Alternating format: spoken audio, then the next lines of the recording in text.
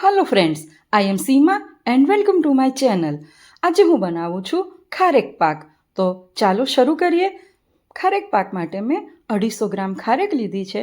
તેને ગરમ પાણીમાં 3 થી 4 કલાક અથવા તો સોફ્ટ થાય ત્યાં સુધી પલાળી રાખવી. 1 લીટર ફૂલ ફેટ મિલ્ક લીધું છે, તે પણ ગરમ કરેલું. 200 ગ્રામ ખડી સાકર, 100 ગ્રામ ઘી, સોફ્ટ થયેલા ખારેક, 3 ટેબલ સ્પૂન સૂંઠ પાવડર, 3 ટેબલ સ્પૂન ગંઠોડા પાવડર, 50 ગ્રામ ટોપરાનું છીણ, 5 થી 6 ખજૂરની ઝીણી સમારેલી પેશીઓ, અડધો બાઉલ કાજુ, બદામ અને અખરોટ મિક્સ.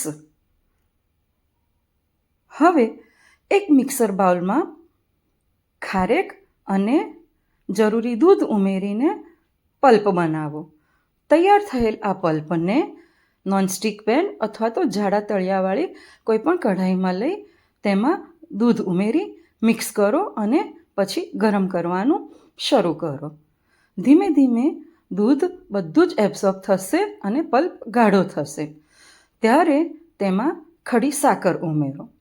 ખડી સાકર ઉમેરવાથી વળી ખાંડનું પાણી છૂટશે, ત્યારે આપણો પલ્પ ઢીલો થઈ જશે, પણ ધીમે ધીમે ખાંડનું પાણી પણ એબ્ઝોર્બ થઈ જશે.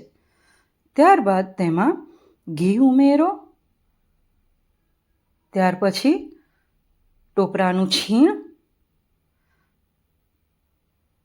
ખજૂરની નાની સમારેલી પેશી, સૂંઠ, ગંઠોડા અને છેલ્લે કાજુ, બદામ, અખરોટના નાના ટુકડા કરેલા છે, તે બધું જ ઉમેરી મિક્સ કરો. પલ્પ ઘાટો થશે અને કિનારી પર ઘી છૂટું થાય ત્યારે આપણો ખારેક પાક તૈયાર છે.